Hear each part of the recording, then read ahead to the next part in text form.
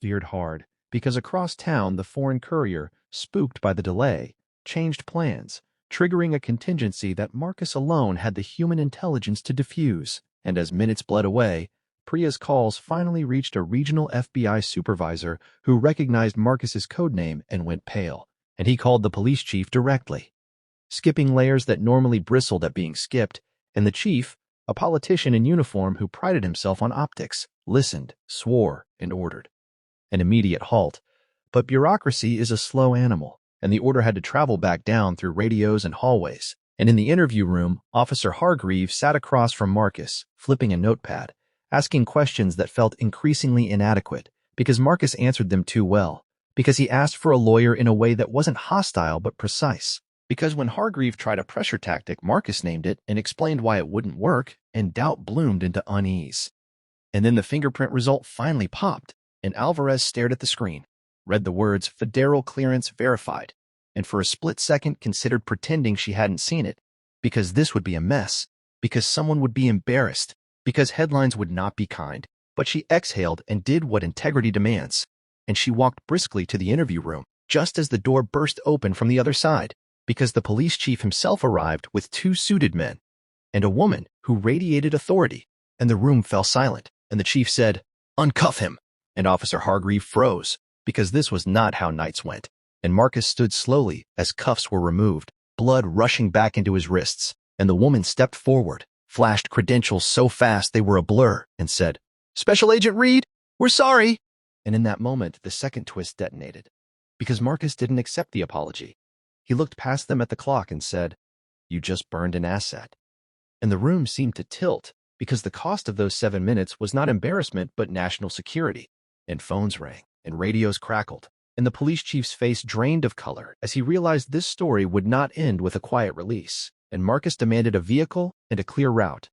And within moments, he was speeding back into the night with a federal escort, suit rumpled but mind razor-sharp, and as they drove, he learned that the courier had been rerouted to a crowded riverside park, increasing the risk of collateral damage, and Marcus adjusted on the fly, calling an audible that no algorithm could predict, because this was the part of the job that required lived experience, intuition, and a feel for human fear. And when they arrived, he blended into the crowd. The same crowd that earlier had filmed his arrest, now unaware that the man brushing past them was about to prevent an international incident, and he spotted the courier by a tell. In the shoulders, a tension that didn't match the casual stroll, and he approached not as law enforcement, but as a stranger with a shared secret, speaking in a language that wasn't words but cadence, and the exchange was brief, tense, successful. And when it was done, Marcus melted away as sirens stayed silent, and only later did the full weight of the night crash down, because by morning the video of his arrest had gone viral anyway, cut and captioned without context, igniting the familiar. National arguments, and the police department scrambled, issuing statements that satisfied no one, and the FBI faced a choice: stay silent to protect methods or speak to correct the record. And they chose a rare press conference. And that's when the third twist hit the public like a thunderclap, because Marcus Reed stood at the podium, composed, and told the story himself, not with rage, but with clarity, describing how easily assumptions stack, how systems fail at their seams, how professionalism can coexist with bias, and how the real danger is complacency. And he named Officer Hargreave not as a villain, but as a man caught in a system that trains for fear more than judgment. And America listened in that rare, fragile way it sometimes does. And Hargreave watched from his living room, gut twisted, because he recognized himself in the story, because he realized how close he'd come to being the reason something terrible happened. And he requested a meeting, expecting hostility. And instead, Marcus shook his hand and said, "Learn from it." And that meeting became the seed of a training overhaul that didn't fix everything, but changed something. And the police chief announced reforms with an earnestness sharpened by near disaster. And the Foreign Intelligence Agency went dark, and Priya got a commendation she didn't feel like celebrating. And Marcus returned to work with a deeper weariness and a deeper resolve, because the unexpected twist wasn't just that the man arrested was FBI. It was that the story didn't end with handcuffs or headlines, but with accountability, introspection, and a reminder that in America the most shocking truths often hide in plain sight, waiting for 7 minutes to pass before they reveal who we really are. And if you felt that tension, if you felt that gut punch, if you want more stories that cut through the noise and make you think, don't forget to subscribe right now, because this is Listen just the close. beginning. Before you blink, before you scroll, before you decide this is just another story, hit subscribe right now, because what you're about to hear is the kind of jaw-dropping American story that reminds you why truth, power, and identity still collide in the streets of this country. And if you miss the ending, you'll regret it for a long time. Because on a humid summer night, under the flickering sodium lights of a Midwestern city, a black man in a tailored charcoal suit stood calmly.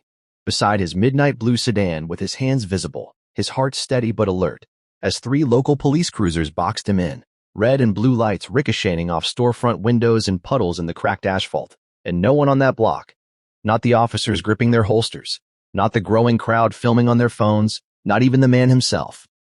Yet understood that 7 minutes later this routine-looking arrest would explode into a revelation so shocking it would ripple through precincts, federal offices, and living rooms across the nation, because the man they were ordering to kneel was not a suspect, not a criminal, not a threat, but Special Agent Marcus Reed, a decorated FBI counterintelligence officer in the middle of the most sensitive undercover operation of his career. An operation so classified that even his own mother believed he worked a boring desk job in D.C. And the night began when Officer Daniel Hargreave, a 6-year veteran with a spotless record and a pulse that had learned to spike first and ask questions later, responded to a vague bolo about a suspicious male, casing closed businesses, a description so broad it could swallow half the city, but somehow narrowed instantly when a patrol unit spotted Marcus's car idling legally while he typed a secure message on a burner phone. And when the lights flashed, Marcus felt that familiar cold awareness crawl up his spine, the one he'd been trained to manage overseas, but never thought he'd need in his own hometown. And as he stepped out slowly, announcing in a measured voice that he was reaching for his identification, Hargreave barked conflicting commands. Another officer yelled for him to get on the ground. A third muttered that the guy looked wrong.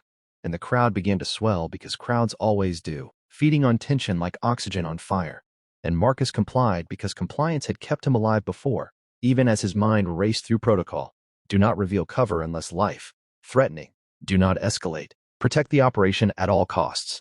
And he knelt, suit pants darkening with grime, hands behind his head, while a cuff snapped tight enough to bite skin, and someone in the crowd shouted that this was messed up. Someone else shouted to stop resisting, even though he wasn't. And a woman cried, and a teenager narrated into his phone like a sports commentator. And Hargreave felt that strange mix of adrenaline and doubt, because something about the man's calm didn't match the script he knew, but training said secure first, question later. And so Marcus was lifted, searched, his FBI badge found, and dismissed as fake because fake badges were common and real ones weren't supposed to look like that in this city. And when Marcus said quietly, "Officer, you need to call your supervisor now," it sounded to Hargreave like arrogance dressed as politeness. And that's when the first twist slid into place unnoticed, because in a nondescript office 3 miles away, an FBI Joint Task Force watched a live GPS feed freeze, and an analyst named Priya Desai frowned, refreshed the screen, then felt her stomach drop as she recognized the location, because Marcus Reed was not supposed to stop moving, not tonight, not with a foreign intelligence courier scheduled to make contact in less than 10 minutes. And Priya picked up the phone that triggered a cascade of calls up a chain that usually moved like molasses, but now began to hum.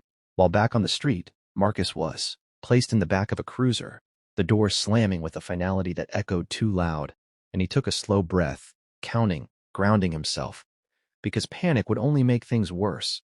And as the cruiser pulled away, the crowd booed and followed for half a block until the lights sped off.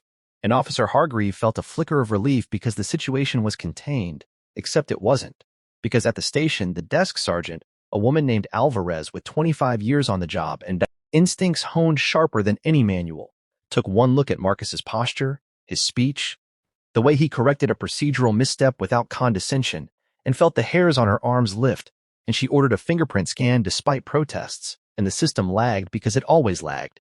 And during that lag, Marcus was placed in an interview room, the door closing, the clock ticking louder than it should. And this is where the story could have gone one of 100 familiar ways, but instead, it veered hard, because across town, the foreign courier, spooked by the delay, changed plans, triggering a contingency that Marcus alone